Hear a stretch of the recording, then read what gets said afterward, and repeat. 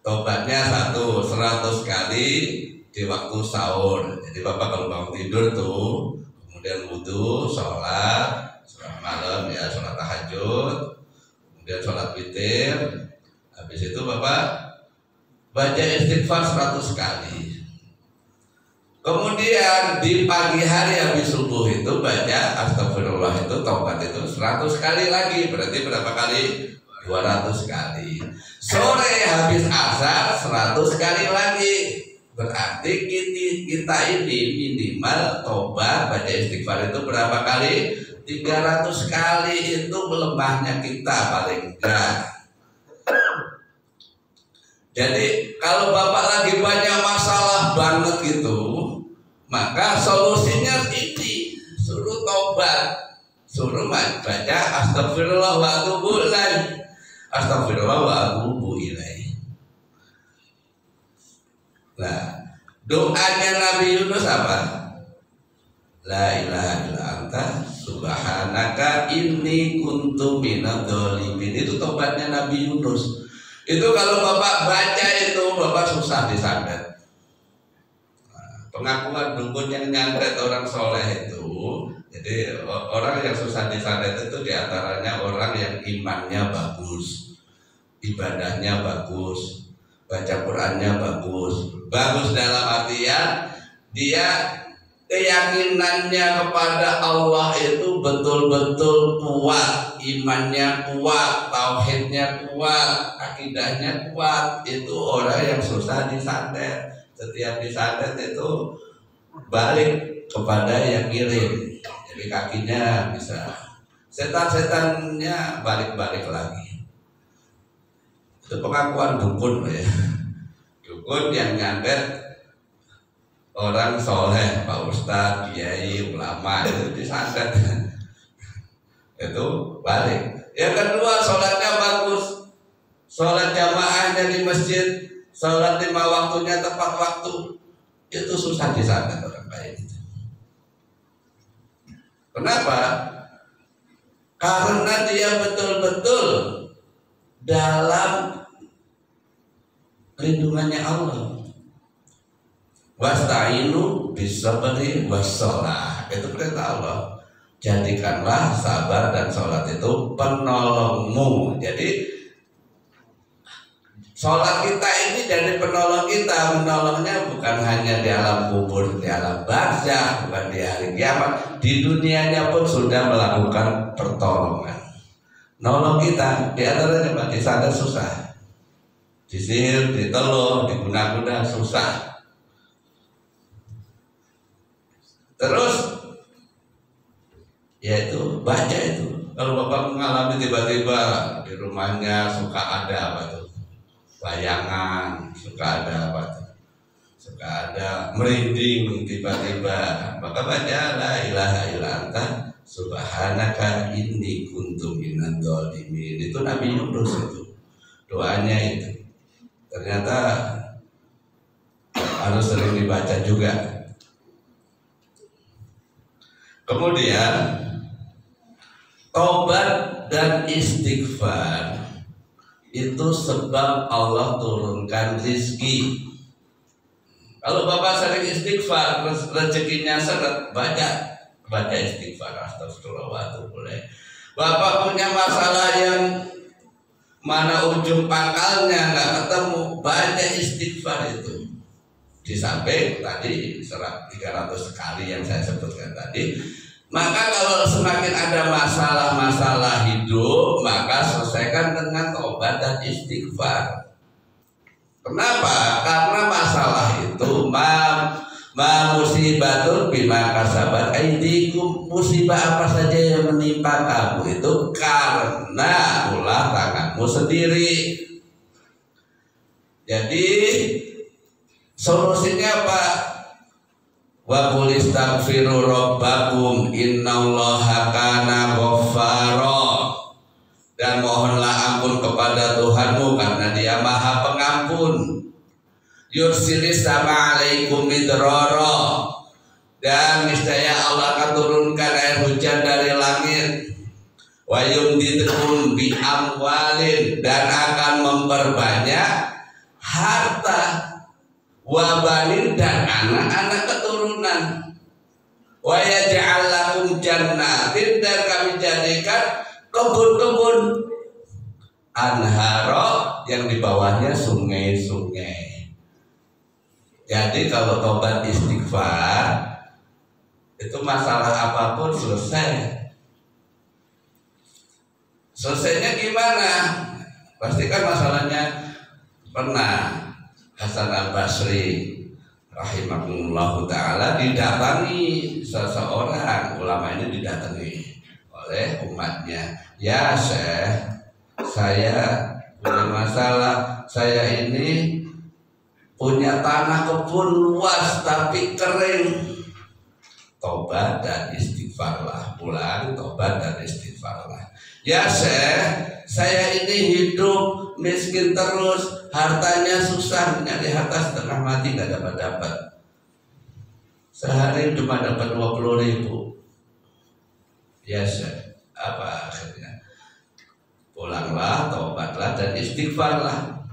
Wahai Syekh, saya sudah nikah lama bertahun-tahun belum dikaruniai anak. Maka kamu pulang, tobatlah dan istighfarlah.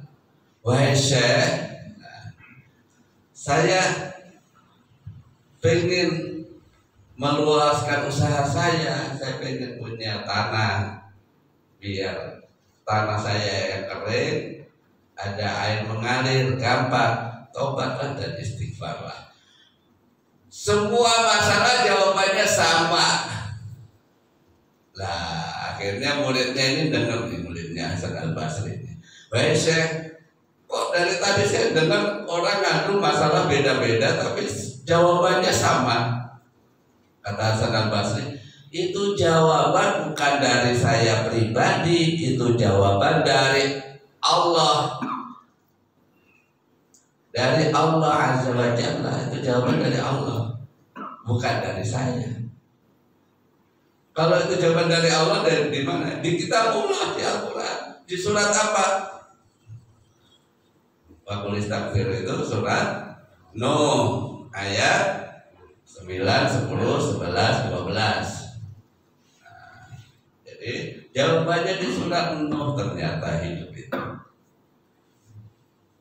Makanya bagi yang belum punya momongan, ya taubat dan istighfar. Nah, air hujan itu obat, saya sampaikan.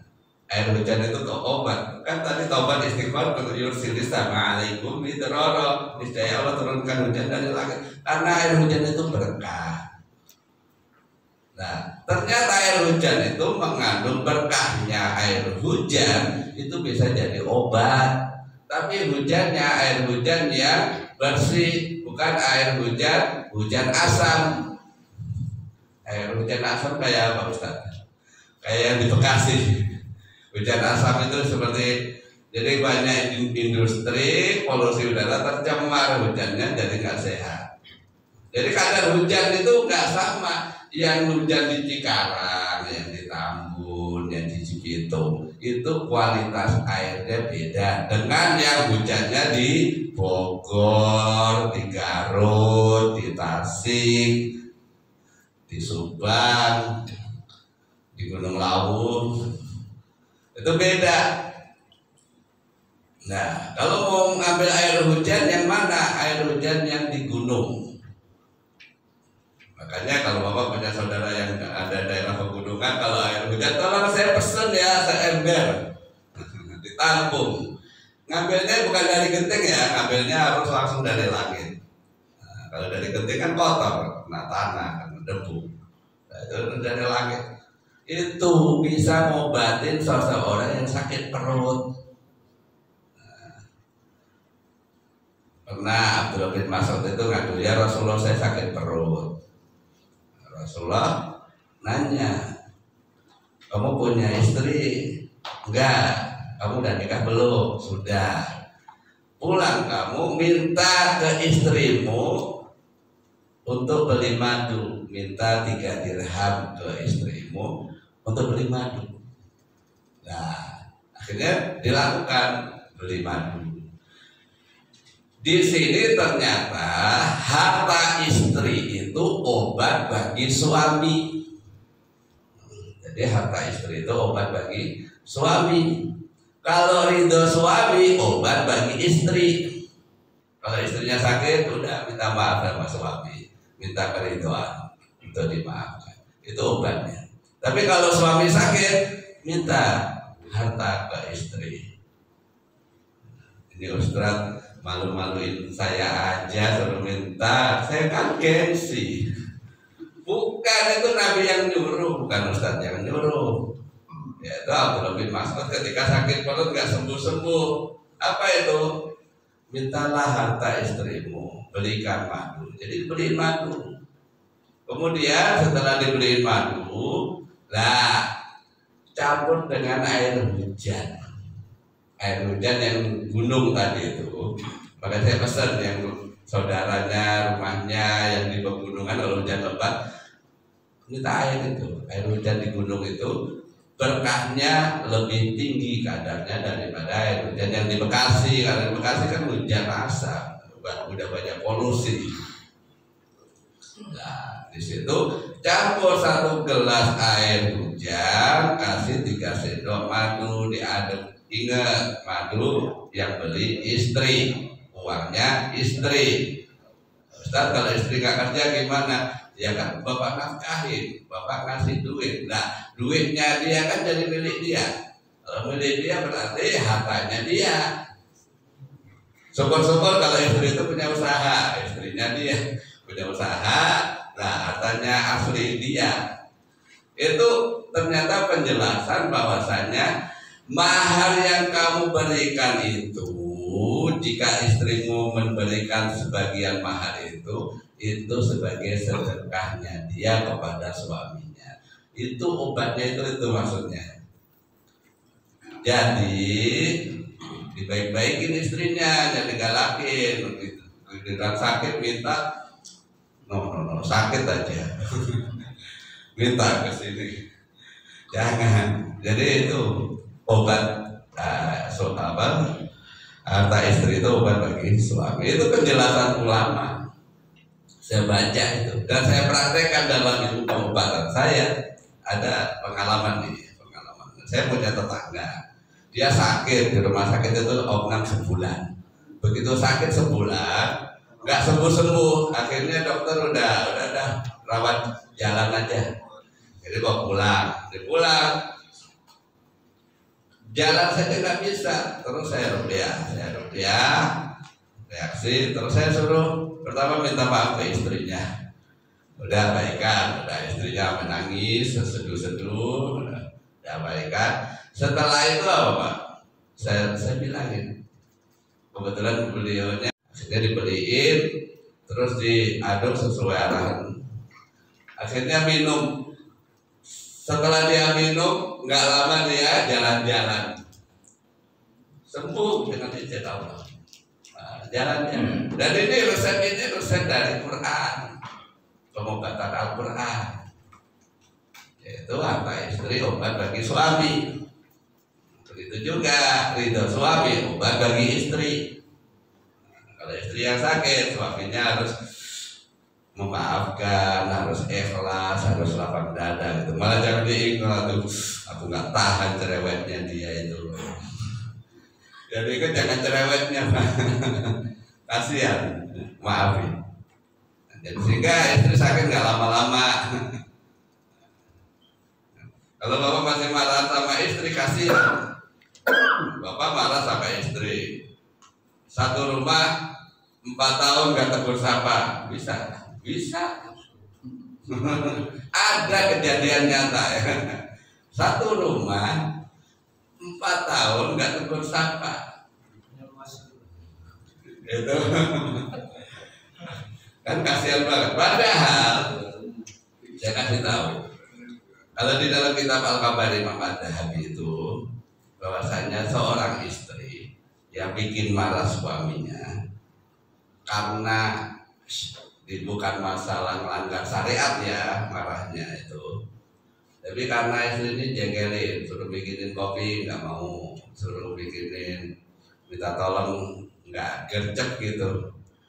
Ntar bi, ntar ya, ntar pak, ntar.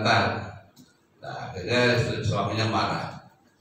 Nah, apalagi dia mau ngasih nafkah, istrinya nggak mau, nafkah batinnya ditolak. Nah, itu apalagi itu.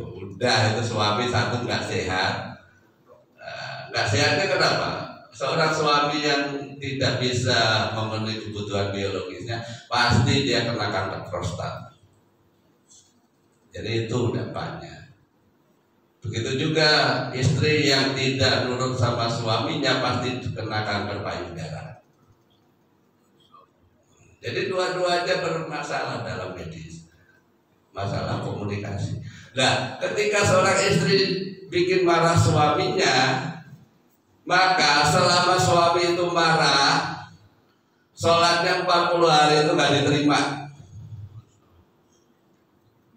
Kebaikannya selama 40 hari tidak diangkat ke langit, dan doanya selama 40 hari itu tidak dikabulkan Allah. Kapan? Selama suaminya marah. Jadi suami ditaati, istri harus taat sama suami itu. Jangan dipikirin dia ganteng atau enggak, punya duit atau enggak, dia itu gimana kondisinya. Yang merintahin istri taat kepada Allah itu Allah, bukan suami. Jadi urusan itu urusan bukan dengan suami, urusannya istri itu dengan Allah Sang Maha Pencipta, karena itu perintahnya Allah. Begitu juga seorang suami disuruh untuk baik sama istri, kondisi istrinya mau cerewet, mau apapun kondisi istrinya, itu bukan perintahnya istri, tapi itu perintahnya Allah. Jadi Islam itu mendudukkan posisinya. Istri suruh taat suami itu wajib. Begitu juga seorang suami harus bisa baik akhlaknya, membahagiakan istrinya. Maka sampai istri itu menilai suamiku baik banget gitu. Itu yang merintahin itu Allah. Kata Nabi kan khairukum, sebaik kalian, sebaik-baik kalian, sebaik-baik kalian. Khairukum li ahli, yaitu yang paling baik kepada keluarganya. Wa khairukum li ahli, dan sebaik-baik kalian terhadap keluarganya. Li imro'ati, kepada istrinya. Jadi berbuat baik kepada istri itu bukan perintahnya istri, bukan maunya istri, tapi itu perintahnya Allah, itu perintahnya Nabi. Sama begitu juga istri harus taat suami, itu bukan perintahnya suami, maunya suami, tapi itu perintahnya Allah, itu perintahnya Nabi. Jadi kalau sudah kayak gitu sehat. Kalau nggak begitu pasti sakit. Makanya introspeksi bagi istri yang kena payudara, kena kanker serviks, yang kanker itu. Begitu juga seorang suami harus introspeksi yang kena kanker prostat. Itu jangan ditahan, karena makanya hukumnya keras banget. Seorang suami ingin kemudian istrinya nggak melayani, maka dilaknat Allah istri tersebut sampai subuh. Kan dilaknat Allah sampai suaminya itu hilang jengkelnya itu. Karena itu dasar rumah tangga, dasar itu. Kalau itu nggak didapatkan, maka itulah penyakit yang bahaya. Jamaah insya Allah dirahmati Allah, mungkin sedikit ini dulu yang bisa kami sampaikan. Kalau ada yang bertanya kami persilahkan.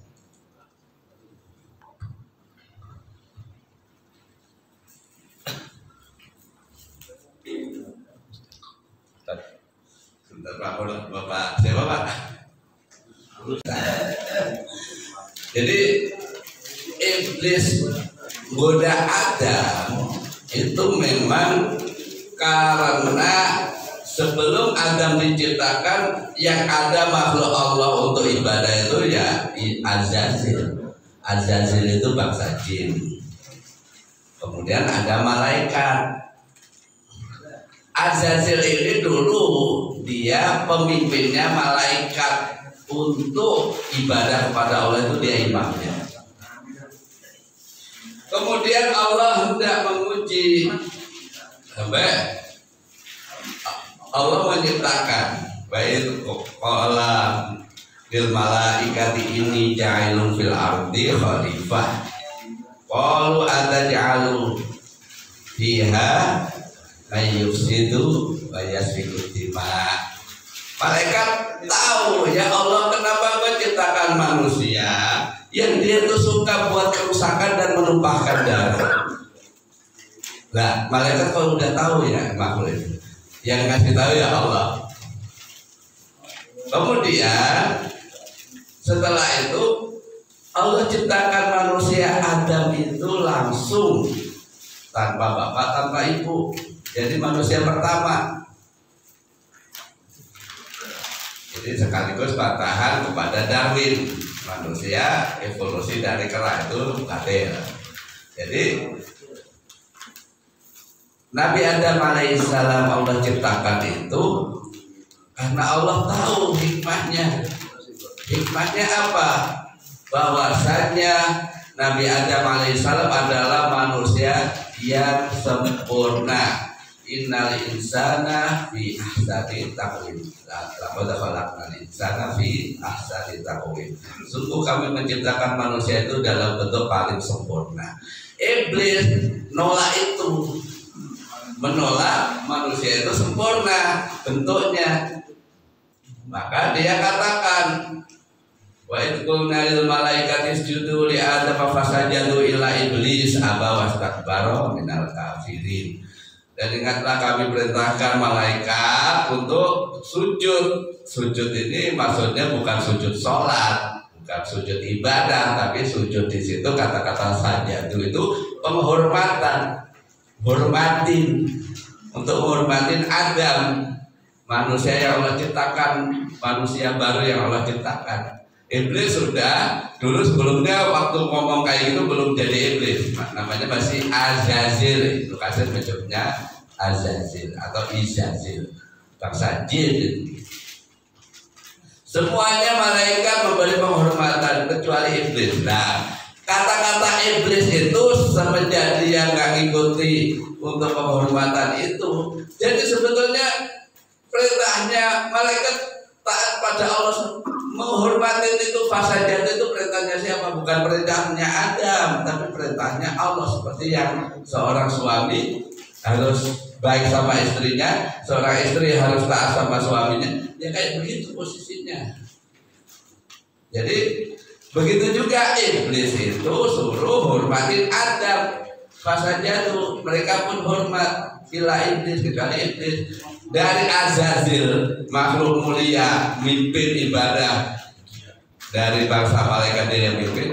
Kemudian dia nggak mau itu karena alasannya apa?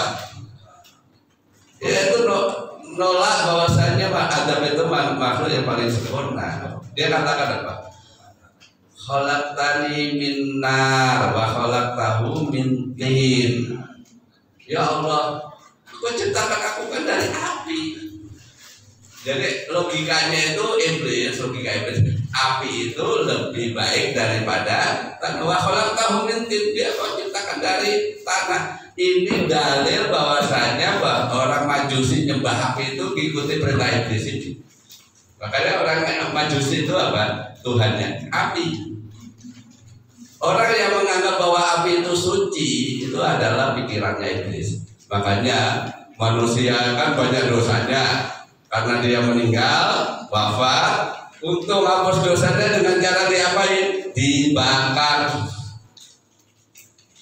Nah, kayak yang dilakukan orang-orang, jadi dibakar gitu Pak. Itu tujuannya apa? Meyakini api itu suci, menghapus dosa. Padahal ya itu pikirannya iblis bahwasanya api itu lebih baik daripada tanah. Makanya kalau orang kok gampang panas pribadiannya, ya, temperamen dan itu sudah banyak dominan sifat iblis. Kenapa? Iblis sifatnya itu menyala-nyala, berkobar-kobar, menyulut, bikin emosi. Sedangkan manusia aslinya itu tenang, tanah itu kan tenang. dia makmur, nyaman. Nah, itu manusia aslinya begitu.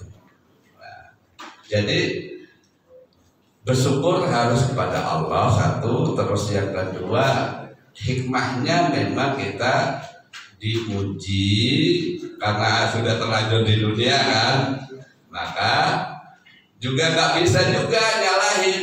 Nabi Musa kan nyalahin siapa? Nyalahin Adam. Adam, gara-gara dosa kamu nih kita jadi tinggal di dunia. Kata Adam, itu kalau nggak takdir Allah saya juga nggak bikin dosa itu. Jadi jangan saling menyalahkan. Nah, kalau menyalahin salahkan setan, salahkan iblis. Kenapa? Karena wala tatabi'u khutuwati syaitan. Jangan ikuti langkah-langkah setan. Jadi kita makasih setan ya, gitu. Jangan, nggak boleh makasih.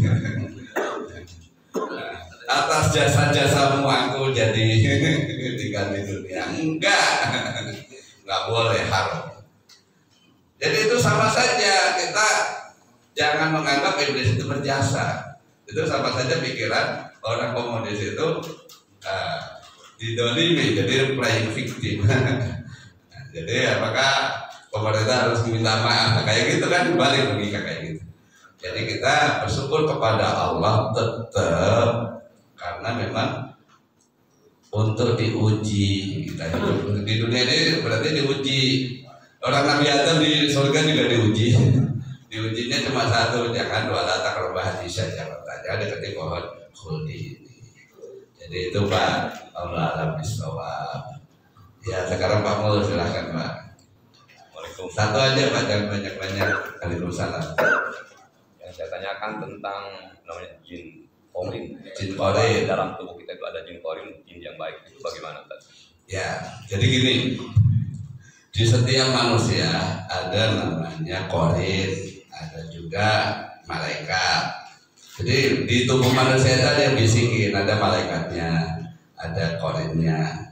Kalau yang nyuruhnya baik itu malaikat, yang nyuruhnya buruk itu setan. Nah, korin itu kan namanya, dia korin itu artinya menyertai. Jadi wa may yaksu antikri rahman nuqayyid lahu syaitana nuqayyid lahu syaitan fahuwa lahu qarin. Barang siapa yang berpaling dari peringatan Allah yang Maha Pemurah, maka aku tetapkan baginya qarin, yaitu aku tetapkan baginya setan bahwa lahu qarin, dan dia akan menyertai. Kapan dia menyertai? Kalau dia maksiat kepada Allah. Jadi qarin itu akan menyertai kita selama kita durhaka pada Allah. Kalau kita nggak durhaka, kita rajin sholat, itu berarti malaikatnya yang lebih kuat. Malaikat yang membisikkan kebaikan itu kuat. Tapi kalau makanya ketika seseorang junub, hadas besar, habis bercampur dengan istri misalkan, kemudian kondisi junub itu malaikat rahmat nggak akan mendekat karena kondisinya nggak suci, maka dia keluar. Nah, disuruh segera mandi janabah, ya kita nggak lama-lama kotornya, kondisinya junub. Karena apa bedanya keringatan kondisi junub dengan keringatan kondisi kerja? Beda tetap. Kenapa suruh mandi wajib itu mandi janabah? Itu hikmahnya. Malaikat nggak mau dekat. Ya dekat berarti apa? Rawan setan datang. Maka segera mandi, jangan ditunda-tunda. Minimal kalau nggak malas mandi suruh wudhu. Kalau nggak langsung mandi ya wudhu. Nah, itu perintahnya. Jadi ketika seseorang baca doa zikir, maka setan terhalang. Kita mau minum di bismillah, itu setan gak jadi ikut minum. Kita mau makan bismillah, setan gak jadi ikut makan. Tapi kalau kita lupa baca bismillah, otomatis setannya ikut. Nah, otomatis makan tangan kiri nggak sadar, makan bawang cabai di tangan kiri, bakwan di tangan kanan, udah bener bakwan tangan kanan, cabenya di tangan kiri. Atau minum obat, tangan kanan udah bener minum, tapi obatnya di tangan kiri. Nah itu sama saja setannya ikut masuk, mempersilahkan masuk. Jadi gantian, harus obat dulu baru gelak minum. Begitu juga cabai dulu baru bakwan. Kalau mau dibalik bakwan dulu baru cabai silahkan. Jadi kayak begitu. Jadi kondisi Korin itu begitu, Pak. Nah, ketika Aisyah marah, itu Rasulullah, Aisyah itu ada setan kamu, ada Korin kamu. Apakah semua manusia seperti iya? Begitu juga Anda ya Rasulullah. Iya, ada Korin juga, ada setan juga di saya. Cuma Korin yang ada di saya Allah tundukkan dan tidak menyuruh kecuali yang baik. Itu yang ada pada Nabi. Nah kita Korin kita ini belum ditundukkan. Ya kita yang harus menundukkan dia. Allah alami sama begitu Bapak ya. Ya satu lagi ibu-ibu, ada ibu-ibu. Ada ditanya? Ya nggak ada, alhamdulillah sudah masuk surut Pak ya? Sudah. Ada yang menanya lagi? Oh iya silakan Bapak. Assalamualaikum warahmatullahi wabarakatuh. Waalaikumsalam warahmatullahi wabarakatuh. Mohon maaf sekali kalau saya bertanya, dan mudah-mudahan pertanyaan ini menjadikan saya itu menjadi lebih jelas.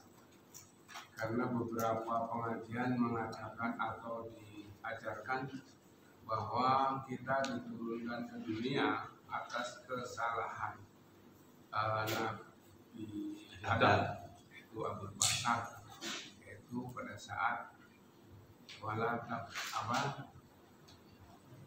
jangan dulu hadir syajarata fatakuna minal zalimin. Nah,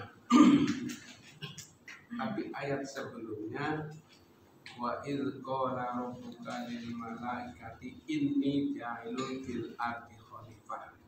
Pertanyaannya, kita ini berada di bumi ini atas rencana Allah pada lafaz wa idz qala rabbuka lil malaikati inni ja'ilun fil ardi khalifah, atau kesalahan Nabi Adam.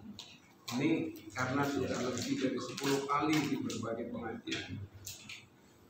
Lafaz yang pertamanya itu yang ini jailun fil ardi khalifah.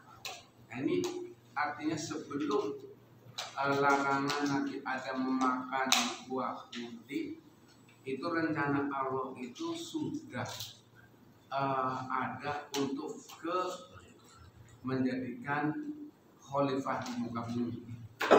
Nah, sebagian pengajian kita berada di bumi ini disebabkan oleh kesalahan Nabi Adam. Jadi pertanyaannya, apa kesalahannya, apa rencana Allah? Ya, kemungkinan. Assalamualaikum warahmatullahi wabarakatuh. Waalaikumsalam warahmatullahi wabarakatuh. Ya, pertanyaan bagus. Insyaallah barakallahu fikum. Jadi gini Pak. Wa idz qala rabbuka, dan ingatlah kepada Tuhanmu. Wa idz qala rabbuka lil malaikati inni ja'ilun fil ardi khalifah. Jadi ini terjadi satu peristiwa, ada pembicaraan Allah dan malaikat tentang Allah hendak menciptakan khalifah fil ard, berarti manusia di bumi. Nah, jadi sebelum iblis goda Adam itu rencana Allah dulu. Jadi takdir Allah dulu. Takdir Allah itu sebelum terjadi 200.000 tahun yang lalu itu sudah tercatat di Lauhul Mahfuz. Adam nanti tinggal di bumi. Kita lahir, jodoh kita si fulana. Itu semuanya sebelum terjadi itu sudah 300 tahun, 2000-an tahun sudah tertulis di Lauhul Mahfuz. Jadi semua kaitannya makhluk itu, baik di jagat raya ini, surganya, nerakanya, dan semua alam semesta ini sudah Allah tulis di Lauhul Mahfuz. Nah, Allah hendak menciptakan manusia khalifah di bumi itu sudah Allah gariskan bahwasanya Allah hendak ingin bahwasanya ya sebelum rencana Allah terjadi lah, iblis goda Adam itu bagian proses rencana Allah, ujian Adam dan Hawa agar dia tidak jauhi itu, tapi karena kedengkian iblis, sebetulnya kembali ke iblis lagi Pak, yaitu dia nggak suka ada tandingan, saingan, bahwa ada hamba Allah yang lain yang geser dia, itu nggak mau. Makanya senioritas itu dari iblis kepada junior, nggak mau seniornya digeser. Begitu juga seorang anak nasihatin bapaknya itu berat. Pulang pesantren langsung dinasihatin orang tuanya, itu berat. Sama itu senioritas, itu iblis begitu. Saya kan makhluk lebih dulu daripada Adam, saya kan lebih baik dari Adam, saya dari api, dia dari tanah. Nggak ada dalilnya api lebih baik dari tanah. Nggak ada dalilnya senior itu harus duduk sama junior. Coba yang ada kan perintahnya yang mestinya senior menyayangi yang junior hormatin yang senior, mestinya kan begitu. Nah, jadi Allah punya rencana menciptakan Adam itu nggak digoda iblis pun, Allah juga punya rencana. Cuma prosesnya dia diturunkan, dikeluarkan dari surga ke dunia itu, nah itu ada terkait iblis. Iblis begitu diuji. Nah karena iblis itu diuji, dia akhirnya ngeyel. Nah, iblis ngeyel, dia bangkang. Dosanya cuma satu, karena ada Adam itu iblis jadi masuk neraka gitu. Dia diusir dari surga. Nah itulah dendam kesumat. Makanya ada baik buruk itu muncul dari situ. Ada dendam dibisikin, nggak cukup dari Adam dikeluarkan dari surga, sampai Adam mau punya anak, lahir anaknya, ngasih nama aja iblis masih goda. Bukan hanya itu, Adam dulu kan manusia cuma dia doang, lahir anaknya kembar, Qabil, Habil, Ikrimah, Labuda. Namanya waktu itu nikah itu yang ada cuma dia, ya nikahnya dijodohin, enggak akhirnya yang Qabil dengan Ikrimah, Habil dengan Labuda. Nah akhirnya si Qabil iri, adiknya dapat yang cantik, dia dapat yang kurang cantik, versi Habil, versi Qabil. Nah di situlah akhirnya dendamnya ngumpul dibisikin iblis. Nah di situ pertama, pembunuhan pertama di jagat raya ya Qabil ke Habil. Itu dosanya Masya Allah. Nah, nyontohin dosa itu nanti diikutin kiriman, kena deposit dosa bagi yang nyontohin. Pembunuhan ya terus terjadi, pembunuhan dikirim. Nah kecuali tobat ya, makanya kembali di tobat. Jadi kembali ke tobat. Kalau tobat, dosa sebesar apapun tetap diampuni. Nah, tobatnya akan diampuni kecuali menyekutukan Allah terus meninggal. Nah, makanya yang sering saya tanganin orang-orang yang susah meninggal karena dia menyekutukan Allah, punya pegangan, punya susu, punya benda pusaka, punya ilmu kebal dan sebagainya, rentetannya itu sama Allah memang disiksa dulu dari ilmu yang pegangan yang dia miliki itu, baru itu tadi. Jamaah insya Allah dirahmati Allah. Kembali ya Pak ya, jadi itu rencana Allah, kemudian prosesnya terjadinya dunia itu. Terjadinya prosesnya Ya ada azab iblisnya itu karena kedengkian. Itu semuanya pun kejadian rentetan itu semuanya masuk dalam takdir Allah. Makanya kita harus imani itu. Ya tu'mi wa tu'mina bil qadri khairihi wa syarrihi. Maka dari itu kita harus beriman kepada Allah, baik takdir yang baik maupun takdir yang buruk. Karena itu rukun iman yang keenam. Maka kita sebagai kaum muslimin itu harus ada. Makanya kalau orang yang banyak ngeluh kesah dan itu sama saja dia kurang bisa menerima takdir. Maka dari itu ya jawaban saya baca di kitab Kisah Sulambiyah, yaitu kisah-kisah para nabi dalam Al-Quran dan Sunnah itu diantaranya itu iblis mengganggu Adam itu proses Allah punya rencana bahwasanya bumi ini nanti akan dikelola oleh manusia sebagai khalifah. Allah alam bisawab. Cukup Pak ya, sudah cukup ya. Ya kita akhiri dengan baca hamdalah, alhamdulillahirobbilalamin, subhanakallahumma wa bihamdika asyhadu an la ilaha illa anta astaghfiruka wa atubu ilaik. Assalamualaikum warahmatullahi wabarakatuh.